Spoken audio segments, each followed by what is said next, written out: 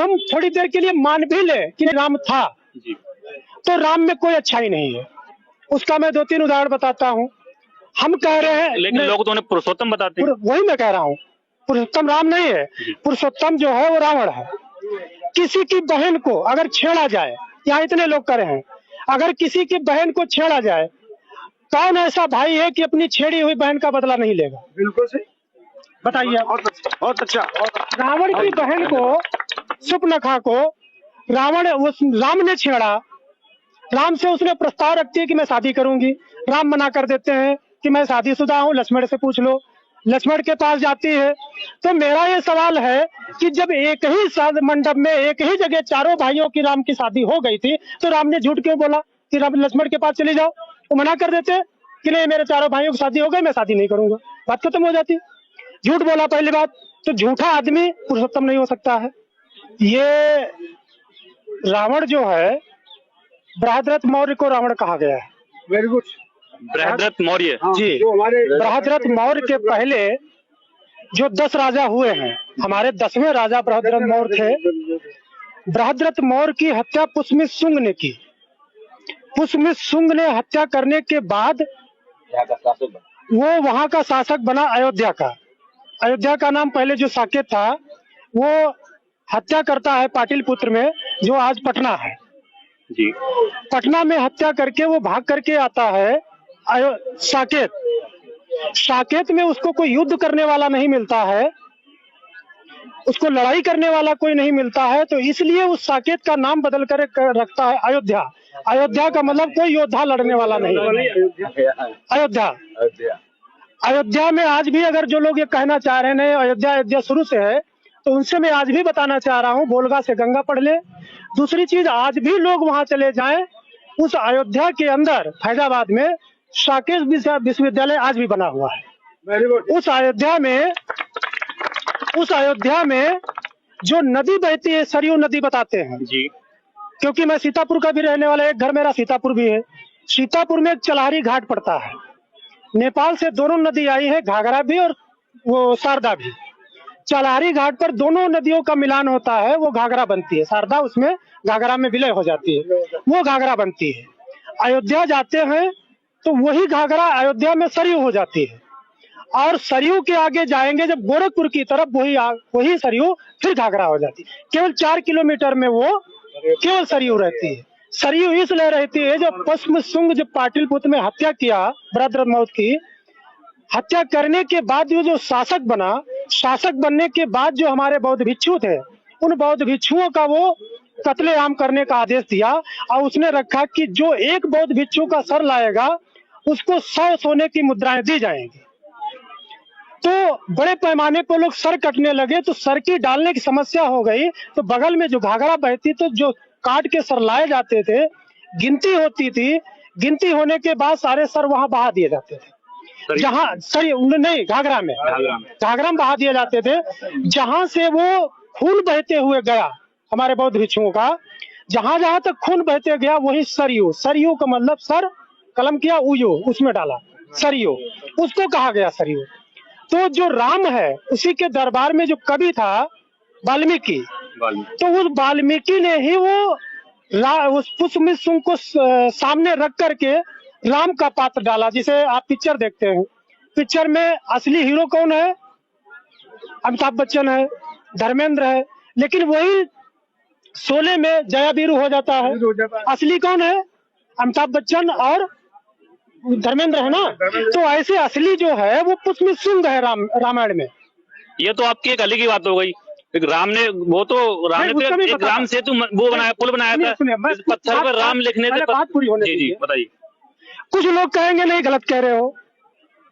जो वाल्मीकि ने जो रामायण लिखी है जी, उस रामायण में सारा सब कुछ पढ़ने के बाद पता चला है कि बुद्ध को गाली दी गई। रामायण में पढ़ेंगे तो बुद्ध को एक श्लोक में गाली दी गई।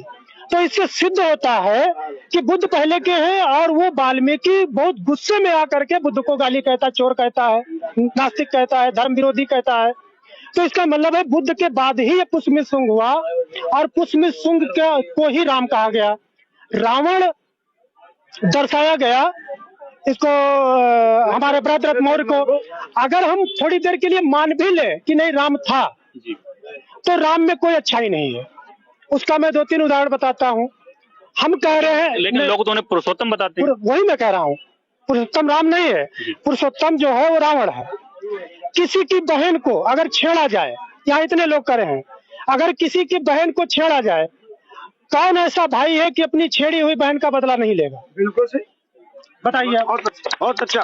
रावण की बहन को, सुपनखा को राम ने छेड़ा। राम से उसने प्रस्ताव रखती है कि मैं शादी करूंगी। राम मना कर देते हैं कि मैं शादीशुदा हूँ, लक्ष्मण से पूछ लो। लक्ष्मण के पास जाती है।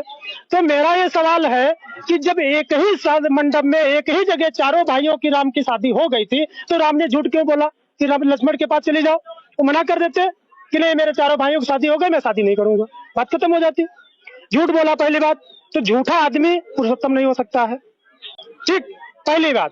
दूसरी बात, सीता जो है वो सीता अगर मान ले रावण ले गया, तो रावण नहीं ले गया, सीता खुद चल के गई रावण के पास। क्यों? ये तो अजीब बात हो गई। बिल्कुल अजीब बात है।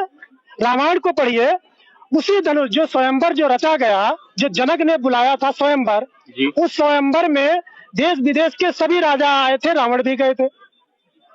तो रावण उस स्वयंवर में शर्त थी, जो धनुष को उठाएगा, उसकी डोरी खींचेगा, उसके साथ सीता का विवाह होगा।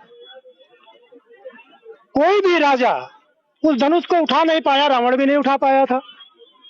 ठीक है, तो रावण भी नहीं उठा पाया था, तो उसमें एक दोहा मुझे याद नहीं है, दोहा है कि 10,000 राजा एक साथ उठाए थे। भूप सहस्र दस एक ही बारा, लगे उठावन तारे न डारा। हाँ, मतलब 10,000 राजा उठाए थे उसको जी। तो मेरा ये सवाल है, 10,000 लोगों को खड़ा करिए, एक आदमी को लगभग 1.5-2 फीट जमीन चाहिए है। 10,000 राजाओं को खड़ा करिए आप, तो कम से कम 3 किलोमीटर की लाइन बनेगी। तो क्या धनुष 3 किलोमीटर का था? 3 किलोमीटर का धनुष था, इसीलिए इसको काल्पनिक मानते हैं। दूसरी चीज, 3 किलोमीटर का नहीं हो सकता है। हम थोड़ा छोटा कर ले, 5,000 उधर से खड़े कर ले, 5,000 इधर खड़ा है, तब भी 1.5 किलोमीटर का बनता है।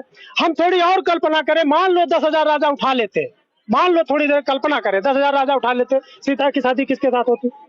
हमें बताओ, सीता की शादी किसके साथ होती?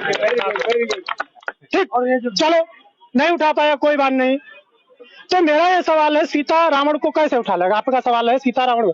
तो मेरा ये कहना है कि जिस धनुष को 10,000 राजा नहीं उठा पाए, उस धनुष को अकेले सीता उठा लेती थी। जिस धनुष को रावण नहीं उठा पाया, उस धनुष को अकेले सीता उठा लेती। लेकिन वो सीता माता थी ना, उन्हें वरदान था, उनके अंदर शक्ति थी। तो रावण कमजोर हो गया। भाई साहब, सवाल पूरा हो जाने दीजिए। जो रावण जो कमजोर था, सीता बलशाली थी, तो बलशाली को रावण कमजोर रावण उठा कैसे ले गया? हम कह रहे आज आजमा लो, कोई महिला ताकतवर हो, किसी छेड़ को दिखाए कोई आदमी, अगर कमजोर पुरुष है छेड़ सकता है? ताकतवर महिला, बहुत सी ऐसी महिला मैंने घटना देखी, अपने पति को मारती जो कमजोर है। ठीक है, तो मेरा कहने मतलब कमजोर रावण वो जो बलशाली सीता को उठा कैसे ले गया? मेरा सवाल ये है। तो नहीं उठा सकता ना, काल्पनिक रचा गया है। कई चीजें, दूसरी चीज है ये जो विजयदशमी का उठा लेगा रावण का। और चरित्र विजयदशमी क्यों मनाई जाती है? रावण का चरित्र और सुनिए। सीता को ले गया, अगर मान ले उनके कहने सीता को ले गया, सकुशल अशोक वाटिका में रखा, उसने जेल में नहीं रखा, अशोक वाटिका में रखा और सम्मान पूर्वक रखा कि उंगली नहीं लगाई। सीता जब वापस आई तो राम को संदेह हुआ। राम को संदेह इस बात का हुआ कि इनका जो है चरित्र भंग हो गया है। सीता सुंदर महिला है, तो सुंदर महिला को देख करके रावण रह नहीं पाया होगा, इसके साथ जरूर व्यभिचार किया होगा। तो राम ने कहा कि अग्नि परीक्षा दो, अगर अग्नि परीक्षा में पास हो जाती है तो इसका मतलब ये है कि आप सही हो। अग्नि परीक्षा लिया, अग्नि परीक्षा में राम जो है सीता पास हो जाती है, सकुशल आग से निकलती है, तो इसका मतलब है रावण ने कोई गलत काम उसके साथ नहीं किया। मेरा इसके और कहना मतलब है, राम ने सीता का तो अग्नि परीक्षा ले लिया, राम ने अपनी अग्नि परीक्षा क्यों नहीं दी? क्योंकि अगर 14 साल राम से अगर सीता 14 साल दूर रही, अलग रही है, तो राम भी तो अपनी पत्नी से 14 साल दूर रहे हैं, तो राम को भी तो अपने चरित्र की प्रमाण देना चाहिए था कि मैं भी शुद्ध हूँ। जबकि ये बताता है, रजनीश ओशो का कथन है, अपने भाषण में कहते हैं रजनीश ओशो कि राम अगर अपनी अग्नि परीक्षा देते तो राम जरूर जल जाते। क्योंकि उनको सबरी से प्रेम था। रामायण जो है, क्योंकि कोई भी झूठा, और वो सबरी जो है जंगल की उस समय सुंदरतम स्त्री थी। ये मेरा नहीं है, ये रजनीश ओशो का है। रजनीश ओशो का राम, उसमें सबरी जो है जंगल की सुंदरतम स्त्री थी। सुंदरतम स्त्री जो है उससे प्यार था, और कोई झूठा प्यार में ही खाता है। ठीक है, तो वो अगर राम देते तो जरूर फेल हो जाते। तो उसने रावण जो ले गया अपने जंगल, उसमें रखा सुंदरतम वाटिका में, जिसका मतलब है राम सीता के साथ ले तो जरूर गया, लेकिन कोई अभद्र व्यवहार नहीं किया। अगर किसी महिला को चरित्र के बारे में सीखना है, सम्मान करने वाले में सीखना है, तो वो रावण से सीखना चाहिए। रावण ने कभी अभद्र व्यवहार नहीं किया। ललाई सिंह यादव ने हाई कोर्ट और सुप्रीम कोर्ट से जीत करके सिद्ध कर दिया कि रामायण काल्पनिक है। जिसको सच्ची रामायण पढ़ लेना चाहिए सभी लोगों को। और उन्होंने जीत करके हाई कोर्ट सुप्रीम कोर्ट से कहा कि रामायण जो है वो काल्पनिक है, राम जो है काल्पनिक है। जिस सुप्रीम कोर्ट ने रामायण और राम के विरोध में फैसला दिया, वही सुप्रीम कोर्ट राम मंदिर बनाने के लिए फैसला दे रहा है। फिर सत्ता खेल नहीं क्या है भाई, ये क्या है? ठीक है, तो ये सारा काल्पनिक है। बात है विजयादशमी की। विजयादशमी हमारा कलिंग से जुड़ा हुआ है। अशोक सम्राट ने जो लड़ाई लड़ी थी विजयादशमी के, वो विजय पताका किया था, और उसी की खुशी में हम लोग विजयादशमी मनाते हैं। और इसी विजयादशमी को डॉक्टर बाबा साहब अम्बेडकर 1956 में 14 अक्टूबर 1956 को बौद्ध धर्म को अपनाया था। क्योंकि उस साल जो है वो 14 अक्टूबर को नहीं अपनाए थे, वो विजयादशमी को अपनाया था, क्योंकि उस साल विजयादशमी 14 अक्टूबर को पड़ी थी। बाबा साहब ने ये कहा, बाबा साहब संविधान लिखने के बाद में वो फ्री हो गए थे, किसी भी महीने में वो किसी भी साल मना सकते थे, वो धर्म ग्रहण कर सकते थे, लेकिन इसलिए वो 56 में ही किया, क्योंकि 1956 में विजयादशमी को 2500 वर्ष पूरा हो रहे थे। उस 2500 वर्ष पूरे होने पर उन्होंने बौद्ध धर्म को ग्रहण किया। और उन्होंने बाबा साहब अम्बेडकर ने कहा कि हमारे लोग जो मूल विरासत से, मूल भारतीय धर्म से जो अलग हो गए हैं, जो अलग कर दिए गए हैं, उनको हमको इस विरासत से जोड़ना है।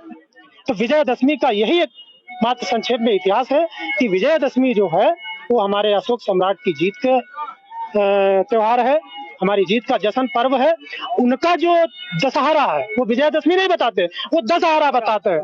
दशहरा का मतलब दशहरा, 10 राजाओं को हराया, उसका इसी छुपा हुआ है भाई, दशहरा। ठीक है, तो दशहरा मनाते हैं, हमारा विजयादशमी है।